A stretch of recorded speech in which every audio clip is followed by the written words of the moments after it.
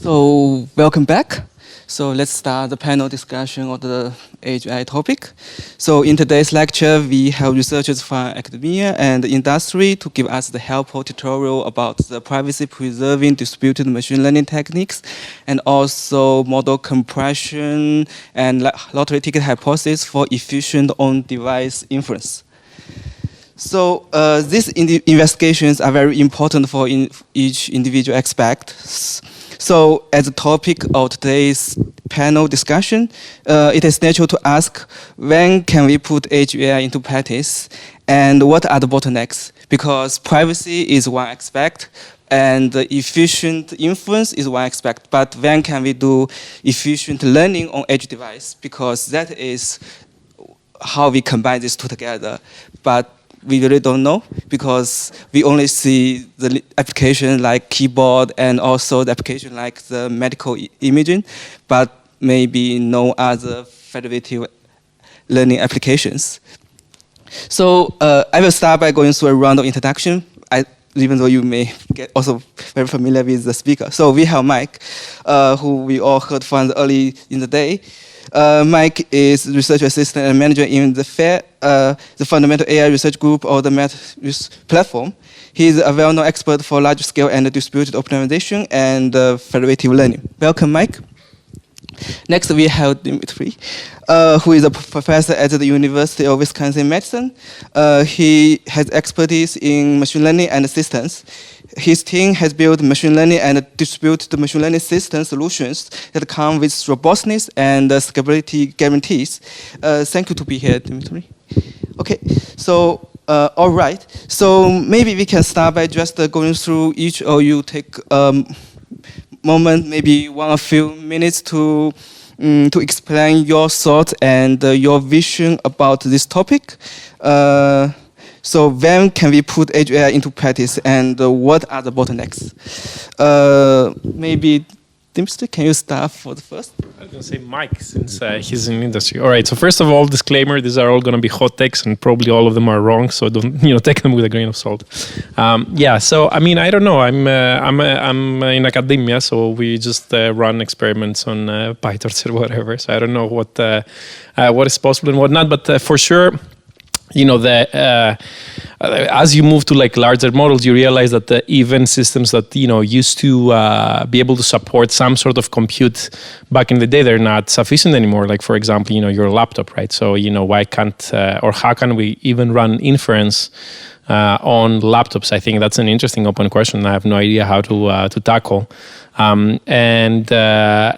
It would be cool if eventually the application of these large models kind of like is shifted towards like more type of devices like that, where you don't have infinite compute or infinite memory, and it seems like we're still far away from that. It seems to me, and I think Mike should talk more about this, that we typically are limited by using smaller models just fit in the memory and are more suitable for the compute resources of those types of edge devices. And that for sure, not only limits what can be used for inference, but also, for training. And I think, for training, it's even harder, right? So, once you have a model that's pretty large, it's probably preferable to train at the cloud to the extent that's possible rather than do something locally. And there's, of course, a lot of solutions that kind of like, work in the middle between, the cloud provider and, the edge device doing some sort of training. But yeah, I think we're still very early in the era of kind of like, edge AI and whatnot. The way that I'm thinking about this is the following. When Jan LeCun was coming up with ConvNets and doing, training and whatnot, it was like days on, really simple compute for now and with, smaller data and whatnot. But now you can do it on your laptop on like, a matter of like even seconds, like training LeNet on MNIST. And maybe this will happen, I don't know, in 30 years for like, GPT-3 or whatever, but hopefully sooner. I don't know. So maybe Mike has more thoughts on that. Cool. Thanks, Dimitris. Yeah, so I think I agree with most of what Dimitris said.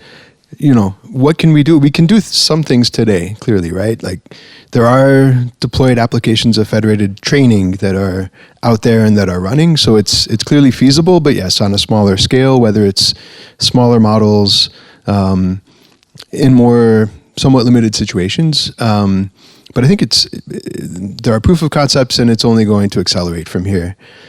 As far as the bottlenecks, I think it comes down to, a lot of the same things Dimitris mentioned. There's, computational and memory bottlenecks we still need to figure out how to overcome.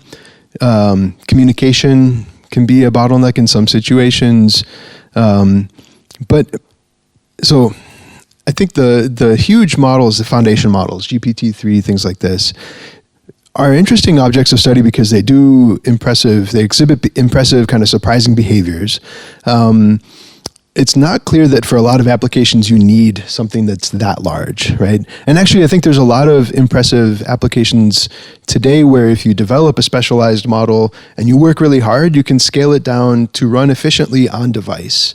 They're going to work in very, very specific scenarios, but it is feasible using methods like what Dimitris was talking about, whether it's sparsification or distillation to a smaller architecture, clever quantization, things like this. And so, beyond just next word prediction and things like that, I guess a few examples. One example, let me give that comes directly to mind of an impressive model not being trained but doing inference on device that might do more than what you would expect is possible on a very small, low-power device is, I'll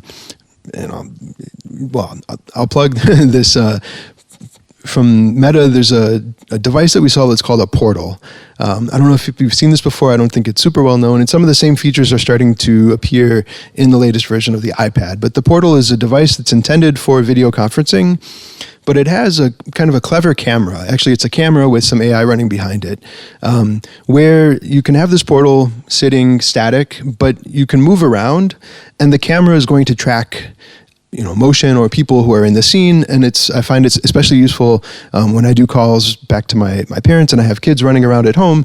Well, the portal is actually tracking them as they move, and it's kind of acting as a camera director in a film where it's, panning and zooming to follow them as they go. And all that inference is being performed on device. And the device is, about the same capabilities as a smartphone. So you can do some pretty sophisticated things with the processing power that we have on these small devices. Now, to get to your point about training, I think there's a lot more hurdles to overcome. Again, bandwidth for communications, figuring out data and labels, and privacy. It's a lot of the things that we heard about earlier today. It's a high-level answer, but I guess starts a conversation. Yes.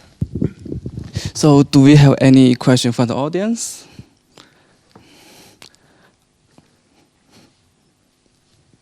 Yeah, maybe no. Okay, so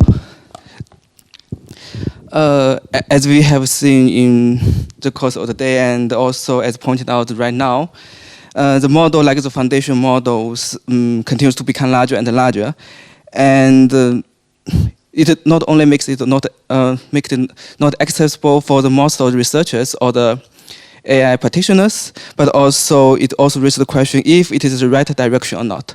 And if it is the right direction, what should we do with the Edge AI? Can you share? I guess, so the first thing I want to say is that it is a little bit depressing, the fact that we can't run experiments anymore on the scale that, industry is running experiments. And I'm talking from the perspective of academia. In fact, I saw a paper and a post on Twitter today about kind of like the percentage of breakthroughs that have happened either by academia or industry through the years. And it was like, most of the large-scale algorithmic breakthroughs has been predominantly happening in academia up until the early 2000s. And then after that, it was all, it was kind of like there's a phase transition of academia versus industry. Now everything that's like a large scale breakthrough happens in industry, right? So that has really, this of course has really limited, the stuff that we can do. And that is exactly because of scale. So that's the issue with scale, that from the one perspective, it allows impressive results and performance that we have not seen before. Again, thinking of examples like GPT-3 and whatnot. But then you can't do too many things with it, right? So if you don't have enough compute, and by that I mean, systems that cost, hundreds of thousands of dollars, you can't really do any reasonable training. Maybe you can do some inference. Maybe you can use OpenAI's API to do some prompting and some fine tuning. But nevertheless, this really limits the scope of the research we can do. And what do you do in that case? I don't have an answer. But maybe Mike has more thoughts on that. So I'll try to take a so let me think about what I'm going to say. I first want to point out that there's always been, and in my opinion, always will be, a healthy back and forth between breakthroughs in academia and breakthroughs in industry, or coming from industry. And I think these things always build on each other. So I want to keep an optimistic spin on that front. I think there's always going to be important breakthroughs coming next from academia as well. Just for one recent example, Dimitris was telling us, at the end of his talk, what do you want to work on? Well, if you're going to work on something, work on transformers, right? And if you look at the history of transformers, sure, the transformer paper itself, I guess, came from Google, and some of the scaling work for that has come from Google, but transformers really build upon the foundation of attention layers, and attention layers were developed in academia by some of my colleagues at Mila in Montreal. And so, this is just one example of this healthy back and forth, and I'm sure this is going to keep on going. What do we do? I think there's a lot of interesting questions. So the research question of how do we make inference more efficient? How do we compress in order to be able to study these models and use less compute, I think, is an important one. So to Tao's question about is trying to scale, I forget how you phrased it, is that the right direction or is that not the right direction? I'm asking if it is the right direction or not, and if it is, what should we do for the Edge AI? Got it. So the question is, is it the right direction or not? And if it is, what should we do for Edge AI? And my answer would be it is and it isn't the right question. I think on one hand, it's the right question scientifically. It's, we've seen so far that as you scale these models, interesting things, interesting behaviors and capabilities emerge. And so as scientists, being curious, I think it's worthwhile asking how long does that trend continue? If we keep on scaling further, do we see even more interesting things come out of that? So I think not to investigate that to some degree, would be leaving some direction unstudied, which is maybe not ideal. On the other hand, clearly for several important applications, it's not the right question to ask, right? If we have scenarios where we can only run compute on the edge, where we need privacy for different reasons, where maybe for real-time considerations, it doesn't make sense to have such a huge model for doing inference. Clearly, there's a lot of important directions to study in order to enable these systems, which are going to be also very important and very useful for a variety of applications. So I think, both of these things are important. Yes. Maybe that's an unsatisfying answer, though. It's not very controversial. Yeah, so as far as I understand, typically the model design and quantization sparsification sort of happens in a vacuum without really considering the actual hardware that these models will be deployed on. In fact, there have been some really interesting papers, some by Vivian Zhe from MIT, who basically said, look, you're sparsifying your models, making them smaller, but in reality, if you try to implement them and deploy them, they might sometimes even take more energy to run. So hardware, software co-design in this context of what is the right hardware to deploy these models on, and how much, or what are ways to extract as much compute or as much energy savings as I can from that particular platform that I'm running things on, is typically a dimension of the problem that traditional machine learning researchers are not focused on, or they don't take it into account. And this is where sort of this type of ML plus systems research is really important. And, there's so many, practically relevant problems that are not very well understood, precisely because to develop successful solutions for these types of problems, you need expertise both from the algorithmic and machine learning and theoretical side, but also a great understanding of, how does a system work and what is, supported by the hardware. And bringing these two expertises together is where the magic happens, I think. And there's still a lot of work to be done there. I agree. And maybe I'll just add, though, that privacy is actually extremely important for companies like Meta as well. So I think it's not that it's not important. It's a new area for many, and that makes it wide open. And there's a lot of room for contributions there. So maybe to try to summarize the general question or topic, was that much of what we talked about today kind of starts from the underlying assumption that you have a large amount of labeled data available. And so what do we do when that's not the case? And there might be several applications, for example, in healthcare, where it's just either expensive or difficult to acquire that data. This is a super great point, and I think this could spin off a whole other separate topic, and in fact it is a very intensely researched topic in the machine learning community at Broad today, not specifically for Edge AI, but I think, and it falls into a couple different categories of work, but one topic that people are investigating very actively is something called self-supervised learning. And in contrast to unsupervised learning, which you might think of as, taking a data set and trying to understand its properties by clustering things or doing some dimensionality reduction like PCA, I guess the idea in self-supervised learning is to try to still learn useful ways of extracting information or learning representations of data just from the data itself without labels.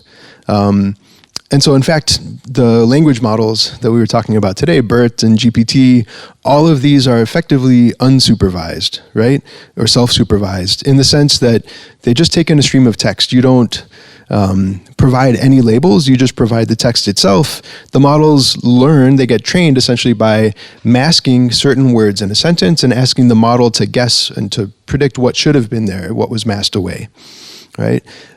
So for text, that's a natural thing to do.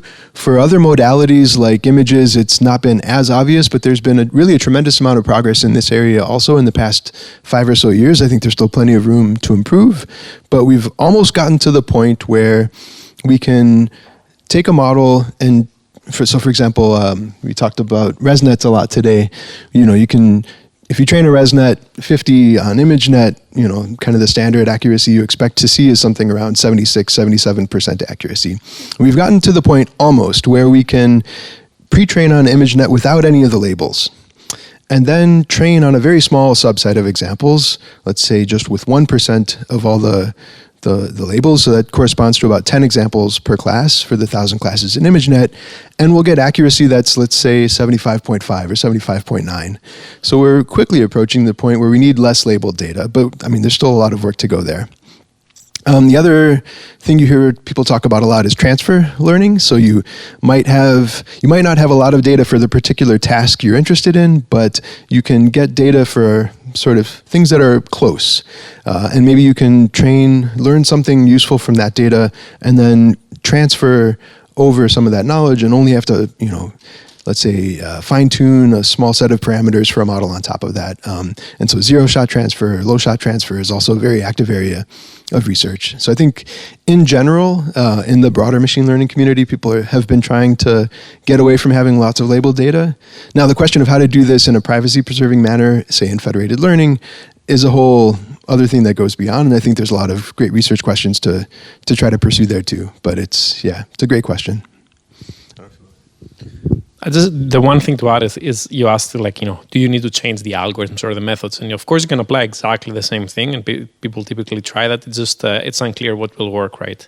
And for many of those techniques, when you don't have explicit labels, you probably will need much more, many more unlabeled data points than labeled ones, right? So there's nothing algorithmically that limits you from using all these techniques we discussed. It's just their performance is unclear. You kind of have to run it and see what happens. Yeah, so well, I'm not a hardware person, so I don't know if this is an actual answer. But the main thing that we definitely realize with GPU moving from CPUs to GPUs is that kind of like rewriting the platforms and the algorithms for the actual hardware that you're gonna have on your device. In case of edge devices, it's gonna be something different. That matters a lot, right? So there's always the question of general purpose versus not general purpose, right? And this is a fight of almost a century in the hardware area. So I don't have a good answer to that. There's always people claiming that by tuning the hardware to be a little bit more edge and resource efficient and being more specific to the workflows and pipelines you have in mind in machine learning, if you do that improves performance. But yeah, it's always hard to know. Yeah, sorry, this is the best I can give you right now. But maybe Mike, I don't know if you have anything else. I don't know if I have too much else. I think maybe it's interesting to look kind of historically at the question, at least not on the edge, but at how things have evolved in the data center. And GPUs kind of were lucky, right? They were not designed for AI processing. They were designed for graphics processing. But some people recognized that, hey, some of these calculations are similar to what we would want to do, and so we could speed up our training by leveraging that accelerator. And I think there was a significant amount of time between when they made that recognition to when the software systems evolved to make developing new algorithms and experimenting with new algorithms on GPUs easy, right? And more recently, companies like Google have bet on the fact that a lot of machine learning methods involve doing matrix multiplications, and so they developed the TPU to do those very efficiently. Other companies have bet on other approaches, and so I think there's interesting things happening in this scenario, or in this direction. For the edge specifically, if we care about energy consumption, among other things, we do know that having kind of more specialized hardware often can be much more energy efficient than general purpose hardware.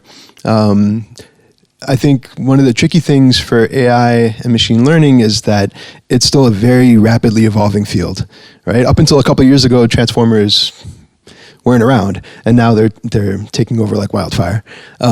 And so who knows if there's going to be another architectural advance that's going to come along. So I think it's challenging from that respect to know what is the right paradigm or the right way to think about these problems. What are the actual primitives to worry about accelerating or making efficient? But in the long run, it probably makes a lot of sense.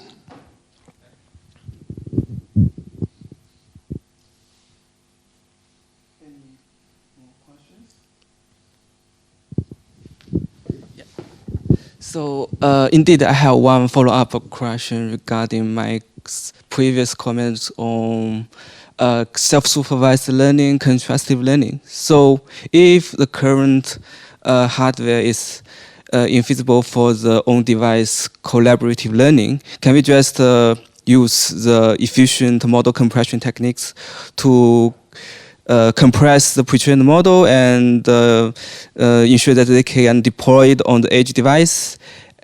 So if it is the case, do we really need the collaborative on-device learning?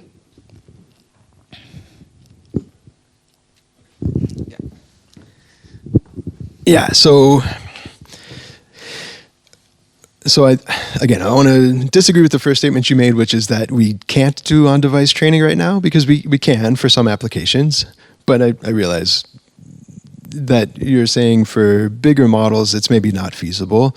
So then the proposal is, why don't we kind of pre-train a model with data that we have available from some other source, deploy that model to the edge, and maybe refine it on device, adapt it locally based on the distribution that's being seen. And that's a pretty effective approach. So I think it's definitely worth considering whether you can beat that in certain applications.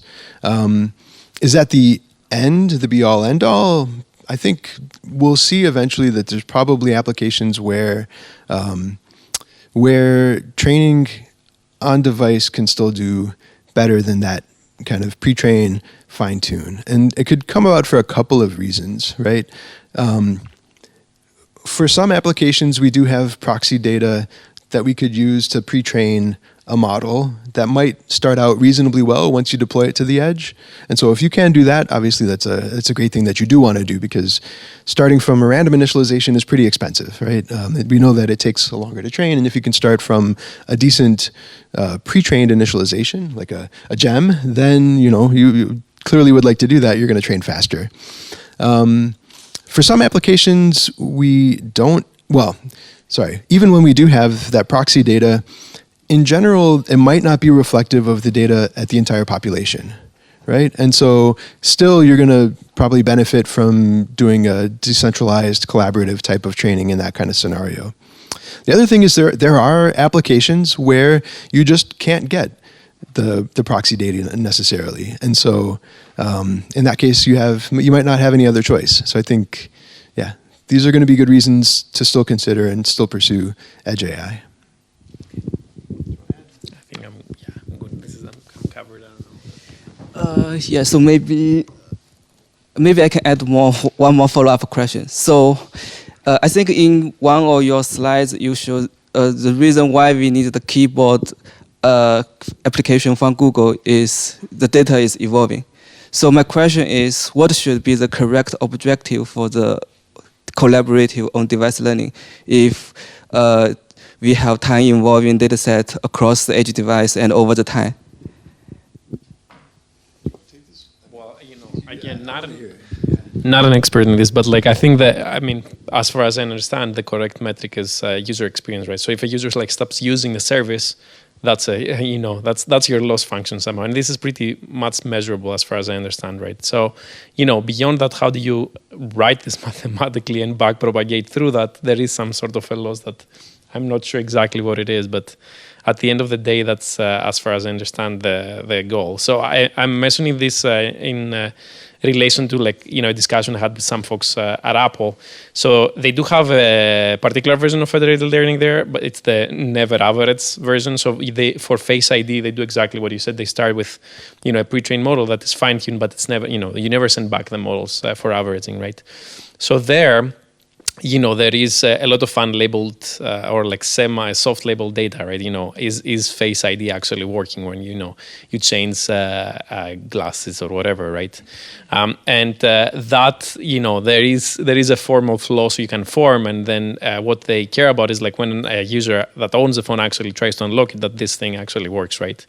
And it's it's a type of a loss function we're not used to. It's not the classical labeled examples that we have in traditional vision, but it's more closer to actually making sure that the quality of service, if you will, or the satisfaction is high, right?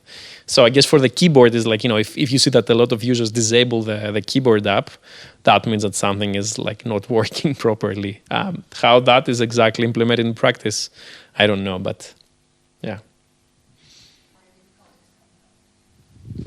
So I guess one point I want to make about this, and I know Mike is more of an expert on this topic, but I'm not actually aware of a in practice application of cross silo. There was at some point a startup at NURIMS that was advertising federated learning for medical application. This is where typically we also get the slide about the hospitals, right? And it makes sense that this would be useful, but if you were to at least ask me where is cross silo FL used, I'm not sure that it's actually used in practice. And I think there's so what happens is that you go from a single authority, which is let's say Google or Meta or whatever, now having a multiple authority or multiple agent thing where different let's say healthcare organizations have different protocols and whatnot, and it may be hard to kind of go to a common ground of agreeable protocols to run this on, right? It's also harder to maybe explain why this is useful, because for Google and Meta, they're okay, let's run this and see how it works, and then they see that this works better than just doing single on-device training, and they're okay, let's keep using it, I assume. But for that, you have to you need the agreement of many sort of let's say hospitals and see whether that works after a while, and then decide whether this is something that you want to keep using. So I think it just logistically seems a little harder to test as a platform. Algorithmically, I would say that cross-silo falls a little bit more back to the classic decentralized type of learning, for which there is of course a lot of theory, but in the case that or the application domain that Mike mentioned, there is much more data heterogeneity than in a classical, let's say, sort of decentralized setting. But yeah, that's all I know about it. I don't know. No, that's great. I think I think you got it spot on. The main thing I was thinking of responding again really was similar to Dimitris, that often the proof is in the pudding. You don't realize what the challenges are until you go and implement and try to build a system doing this. And like you said, there really hasn't been as much effort that's gone into that I'm aware of, at least, that's been disclosed publicly. Building cross-silo federated learning systems. I think the one I'm aware of is in China, WeBank has written papers talking about trying to do this for cross-silo amongst financial institutions. But even there, I think there's still probably a lot to do. So we probably don't know all the challenges until we try. But yeah, I don't think I have too much else to add beyond that.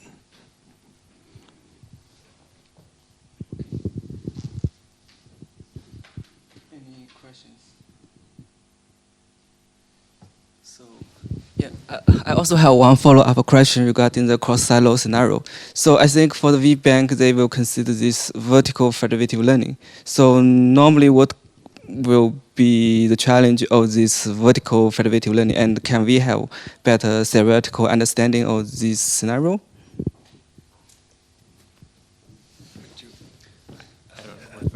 Okay. So, yeah, I'll probably end up skirting this one to a large extent because, to be honest, I haven't thought about it as much. So I can just try briefly to explain the difference between vertical and horizontal federated learning. In what I was talking about today, the idea was that each device has a small amount of data, but it has, for the training samples it has all of the features. And we're going to pass around copies of the model or try to train a model together. My understanding in vertical federated learning, now the situation is that each silo only has a subset of the features of each training example. And so they need to somehow coordinate to maybe pool across those features. That's what you were talking about? Yeah. So I think it's also obviously relevant and interesting to think about, but it's not something that I can claim to have thought about very much, so I probably don't have too much intelligent to say about it. Yeah. Same here. Yeah, I guess the question is there hope for smaller models in the era of ridiculously large models? And the answer is, of course, yes, right? So these are like hammers, and you have to choose what size of a hammer you are going to use. And of course, you could use the biggest hammer for the smallest nail, but is that a good idea, right? So especially for edge type of applications like the ones Mike mentioned before, you may need a much smaller model to do exactly or get exactly the same accuracy or performance you would from a larger model. So I think, it is always, you always want to think about the most complex vision or text task. And for that, obviously, the huge transformer or very large ResNet or EfficientNet would be the best model. But in practice, you may see across a lot of companies, especially smaller scale, that they need sometimes just like a good linear classifier or like a good, small convolutional network. Especially for, there are edge applications where, you have sort of like remote cameras that can run some very simple convolutional networks, but like nothing too fancy, right? And there is a lot of interesting engineering that can go into that. What's the right set of data to train on? What's the right, size of a model I should be using? And I think, that's kind of like, the sort of small to medium scale type of application with regards to like research has a lot of interesting questions. And right now everybody's focusing on scale. Whereas in reality, if you were to ask, across all useful machine learning applications, right? Because there's a lot of, fancy looking, but not really useful applications across all the ones that actually have a practical impact. which are the ones covered by small to medium scale networks. And I would bet it's the vast majority, the keyboard one is a small scale and like everybody uses it. The Google Translate one, also kind of small scale, I would assume, and a lot of people use it. And it's, where is GPT-3 used? Or it's cool, right? It's nice to experiment with it. But is there an application that just can't live without GPT-3? I would argue not, right? So that's the balance that, we have to think about, what is actually practically relevant and what should we be doing research on. And it's, I guess it's hard to tell, but there's definitely a lot of interest and a lot of use for smaller scale models. Just to spice it up, I'll try to say, I think there are interesting uses for large models too. But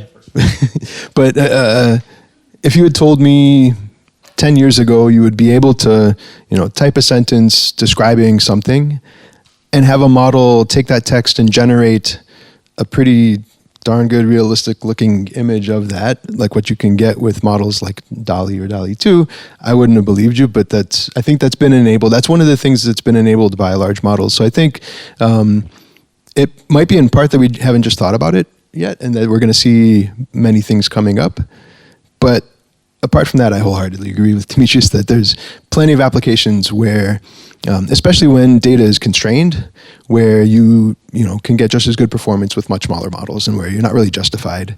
And I don't know if there are people in the audience who are theoretically inclined, but I think one interesting question that maybe hasn't been studied, and it's a hard question, but I think could be really interesting is, so we have seen this trend of scaling language models consistently brings improvements in the performance and also enables some interesting things.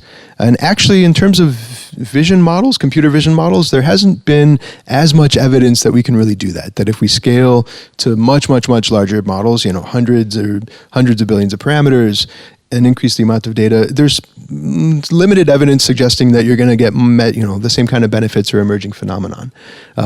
Why is that? Is that because of something inherent to the characteristics of images or the data sources, something inherent to the characteristics of language? So I think that would be interesting to learn more. Or is it just that we haven't figured out how to unlock the potential of vision models to scale much bigger? I think those might be questions worth interesting if you're interested in the scaling side of things. But yeah, I think there's still a lot of interesting stuff to study also for how do we shrink these models? How do we take big models? And Dimitris made a great point at the beginning of his talk today, I think, that it's been observed that over-parameterization, taking really large models, actually makes the training easier. Somehow it makes it easier for SGD or other methods to navigate through the landscape and find a set of parameters that give you good performance. Is it possible that we only need scale in order to do that optimization? And there's evidence that we can, shrink models down and still retain a lot of the performance. So yeah, how do we find all these balances and compromises, I think is totally worth exciting direction to explore. We're going to see a lot more of this, I'm sure. Okay. Do we have any more questions? Okay. Yeah.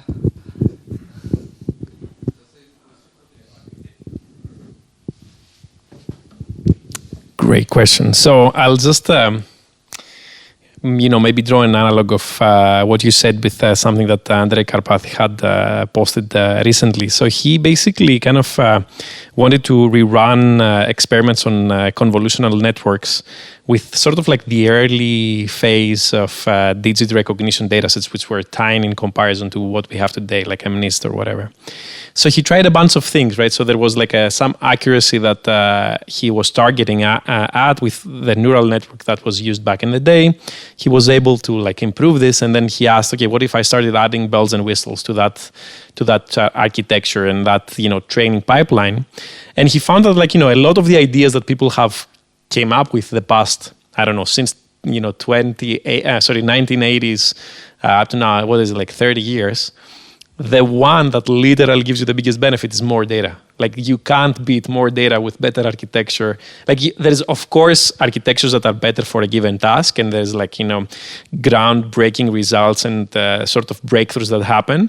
But if you were to choose, you know, only architectural breakthroughs or just more data is always the answer in terms of like, you know, squeezing out as much performance as possible, right? And this sort of like makes sense, at least from a learning theory point of view, right? You know, generalization bounds and all that, they only improve with more data, right? So at the end of the day, you are bound by the training data set. Yeah, so that's you know, that's my perspective on this data versus everything else type of a question. That's great. I don't know. Yeah. I think it's much smaller. I mean, if you see, well, I guess, okay, so what does smaller and bigger mean in the context of like different tasks? So that's a question that I don't quite understand. But, you know, ImageNet has, I don't know, you know, millions of data points, right? And the size of ImageNet, like the whole data set is, you know, it's not huge. You know, you can store it on your laptop probably. If you look at, you know, what GPT-3 was trained on, it was literally everything that, you know, a crawler could crawl from the entire internet, right? So like the scale of the data there is just enormous, like really, really large. So, you know, but it's always hard to compare, you know, across vision and text. I'm not sure what is the right comparison. Like what is a data point, let's say, in text? Is it a phrase? Is it a paragraph? Is it like a whole article? Depending on the granularity of that, you can make it look bigger or smaller, right? But yeah. I think just in terms of raw scale, it does seem that these huge language models have been trained at literally everything we can put our hands on. Yeah. And I'll just add one data point beyond that. I mean, I think that's exactly right. Yeah, the scales of the data are vastly different. So to try to push beyond ImageNet a little bit in the image domain or in computer vision, I'm aware of two things that have been done in industry, unfortunately, on data sets that are not easily accessible. One is at Google. They have a data set that they call JFT, and I don't know how big it is. I don't remember off the top of my head, but it's, you know, significantly bigger than ImageNet, and they've done some experiments showing you can get a bit better. And similarly, some of my colleagues used, I forget exactly, I want to say on the order of 3 to 9 billion public images from Instagram and tried to see what would happen if you scale up there.